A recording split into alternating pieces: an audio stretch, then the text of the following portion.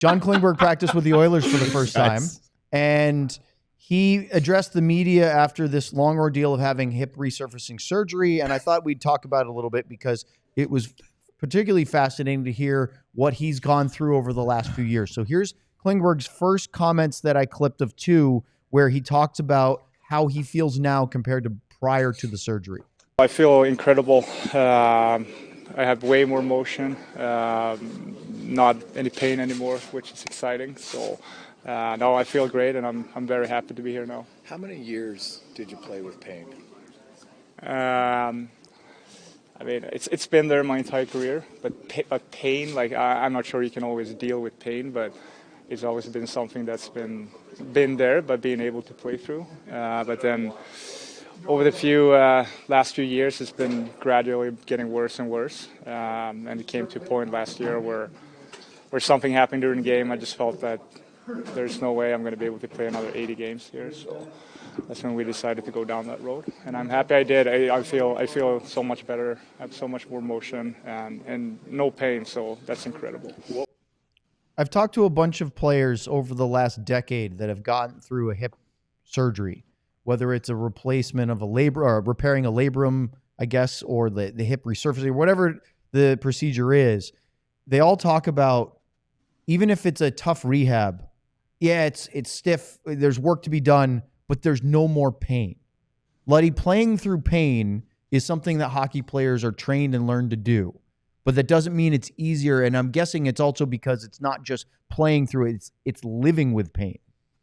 Well, I think it probably depends on the player and the style of game also. You know, we know the way that Klingberg plays the game, and he needs to be fluid. And, you know, and he does a lot of this back and forth and up and back, and he dances on his skates when he was in his prime. And so I think that can affect you more when you're that type of player. I think there's other players that have played through that and do play through that and are living with it. but it just becomes the norm. And so, but you don't have to do what the top level players do. You can still play your game fairly effective, and you know, be a good player. It's funny you bring that up because I couldn't have introduced my next clip better. Here's what John said about how he was struggling because of the hip to do what he is supposed to do.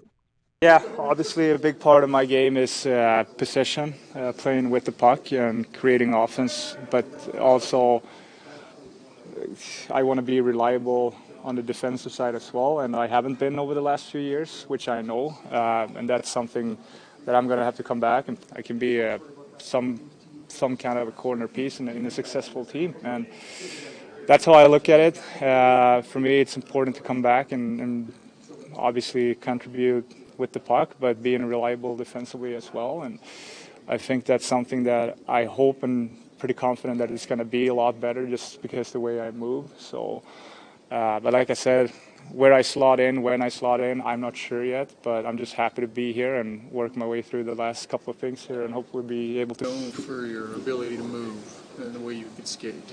When this came up and was bothering you, how much of that do you think you lost? Like a lot. Even from percentage. I think a lot, especially without the puck, because I had to react to what other players were doing with the puck.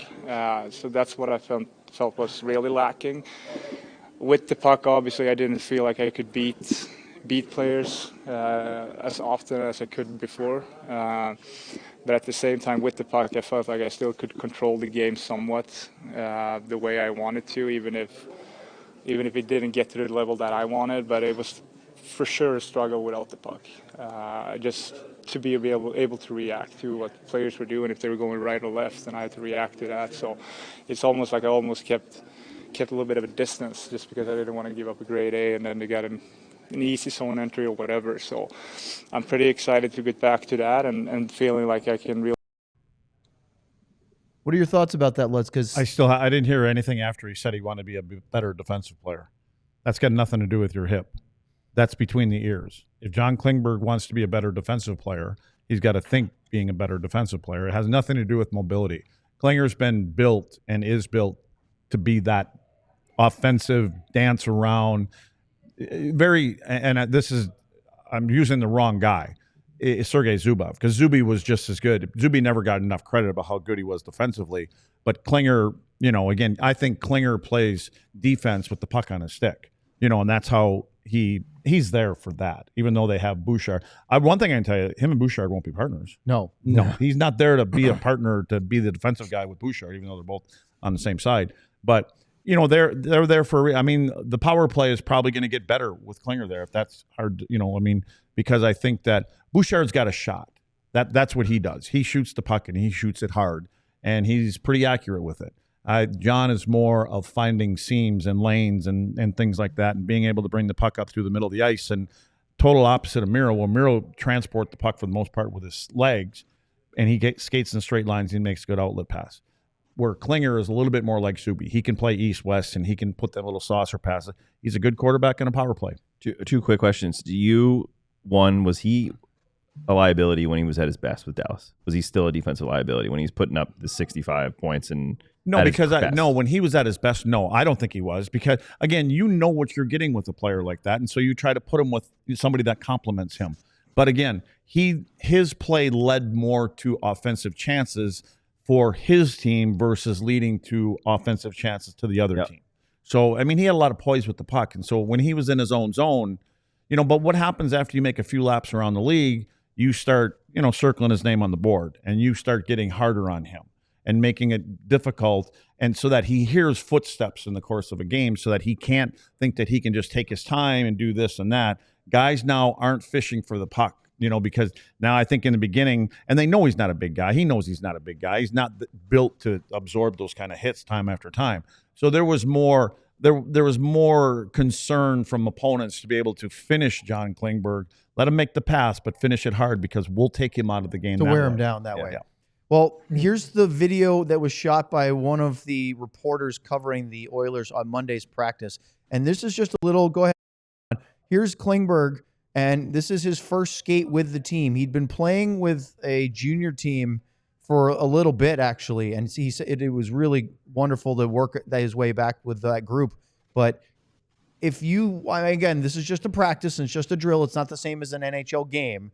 But if you watch him move, and if the big thing is free of pain and more mobility, he doesn't look like he's struggling out there. The big thing for me is, why did you have two hands on your stick when you were defending? He always holds his stick really close together, which is, I remember when he was in Dallas. He's all offense. I mean, and I don't got a problem with the way he's defending. I'm just saying he's ready to get the puck back. Clearly you do. I do have a problem. I do. Well, so Luds, the other question I was going to ask, and goes with that perfectly. Now, if he was here on this power play and he was going to be the number one in the power play, I'd be really happy. Why? Right now, today. Well, because I think there's more creativity from up at that position up there with John Klingberg. That's what I think. Or 55. Oh, or 55. Here we go again. Okay. So Klingberg said in that scrum that he's hoping to get in a couple of games before the Four Nations break. The Stars will not play Edmonton in Dallas again this year. They've already played their one. So unfortunately, I would love to see another regular season John Klingberg to Dallas if he's healthy, just to say hi to him. Obviously, I wish him nothing but the best. He's a good guy. Has he played them? Who? Has he played in Dallas since he left? Oh, yeah, because remember Anaheim? It was Anaheim, Minnesota, and then Toronto. Although I don't think he played against Dallas with the Maple Leafs. I'd have to look. But there is still that possible collision course in the playoffs. And the way the two teams are playing, it would have to be a conference final rematch as of today.